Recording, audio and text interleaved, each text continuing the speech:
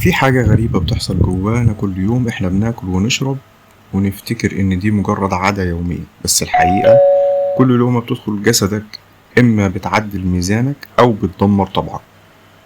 وعايزك تقف كده لحظة وتسأل نفسك ان جسمك ده طبعه ايه، سخن بارد رطب يابس، وايه طبع الاكل اللي انت بتاكله. النبي صلى الله عليه وسلم قال حينما اكل الرطب مع التمر اكسروا حر هذا ببرد هذا. حديث بسيط لكنه فيه سر خطير من اسرار توازن الجسد. الرسول صلى الله عليه وسلم بيقول لك ببساطة لو أكلت حاجة حر اكسرها بحاجة باردة. ليه؟ عشان جسدك زي الميزان، الميزان حساس جدا، أي طابع يزيد أو ينقص بتحصل لخبطة. احنا عندنا 4 طبائع أساسية: الدموي والصفراوي والبلغمي والسوداوي.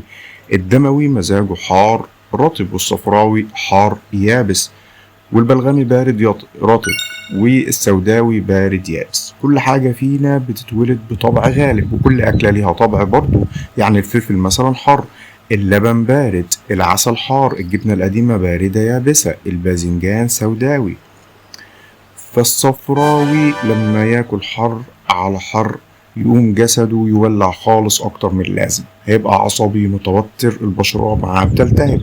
والبلغمي لو زود اللبن والجبنة والخيار يبقى كأنه بيحط تلج على تلج، يفقد حرارة الهضم، يبقى دايما تعبان بارد بطيء. الدموي لما يتقل في الحلويات شوية هيحس ان هو بينتفخ وبيحس بالخمول.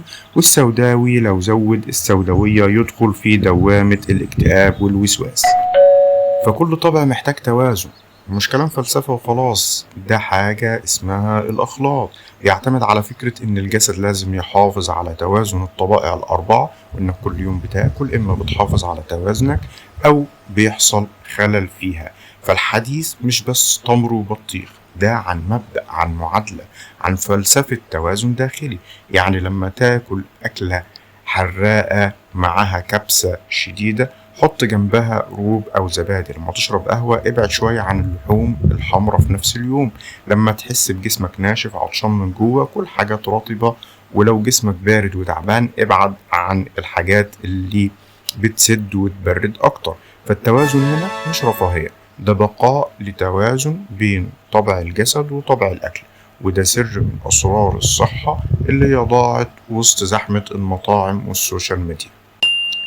فاسأل نفسك، انت تعرف طبعك، تعرف الاكل اللي هو بيعدل طبعك، ولا بتاكل وخلاص؟ لو عرفت المفتاح ده جسمك هيستجيب، هيبدأ في مرحلة جميلة جدا، مرحلة قوية، ان انت بتفهم جسدك بشكل قوي.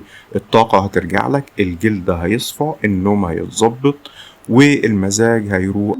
وده اللي احنا بنقوله ببساطة، ان مش اي اكل يتاكل كده وخلاص، في مزاج، في طبع، في حرارة جوه حاجة، في برودة جوه حاجة تانية. فاحنا محتاجين ان احنا نربط ما بين طبع الاكل وطبع الجسد، وده اللي احنا لازم نفهمه. لان في حاجات تلهب الجسم، وفي حاجات تانية بتهدي الجسم، وفي حاجات تانية تفتح الدم، وفي حاجات بتسد، وفي حاجات فيها حرارة، وفي حاجات فيها رطوبة، وفي حاجات فيها برودة، وفي حاجات فيها يبوسة. الميزان في يدك انت.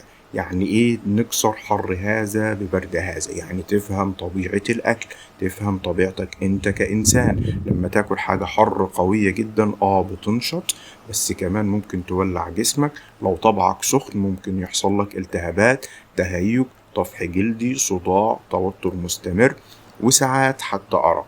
يعني الموضوع مش اختيارات شخصية، ده حاجة فطرة ربانية، مزاج داخلي انت مسؤول عن حفظه. الطعام مش بس طعام، ده فيه طبائع، وكل حاجة ليها طبع.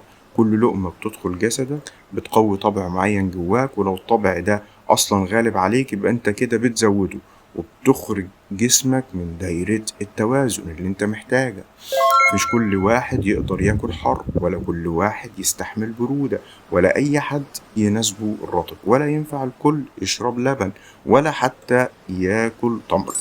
فالجملة الخاصة بحديث النبي صلى الله عليه وسلم نكسر حر هذا ببرد هذا، الجملة دي لوحدها كفيلة تغير علاقتك بالأكل، وتخليك تبص على الطبخ مش من زاوية الشبع لكن من زاوية الشفاء. تخليك تفكر كويس في طبيعة جسمك قبل ما تطلب الأكل. تخليك تسأل نفسك هل الأكل اللي بياكله ده معدتي محتاجه بيعدلني ولا بيخربطني. في ناس طبيعتهم حارة دموية أو صفراوية ياكلوا حاجات سخنة تولع جسمهم، وفي ناس تانية بلغميين أو سوداويين ياكلوا حاجات باردة جسمهم يكسر ويدوخ ويبرد من جوه. فخد الحر ده مع برودة ده، خد اليابس مع الرطب، خد كل طبع حيث التعديل من حيث الميزان الفطري، وده على أساس إن أنت تفقه طبائع جسدك الداخلية. فلو عايز تتعلم إزاي توزن طبعك وأكلك وجسمك، وإزاي تخلي نفسك داخل منظومة متوازنة، اكتب لي في التعليقات أفهم طبعي، وكمل معايا السلسلة دي للآخر.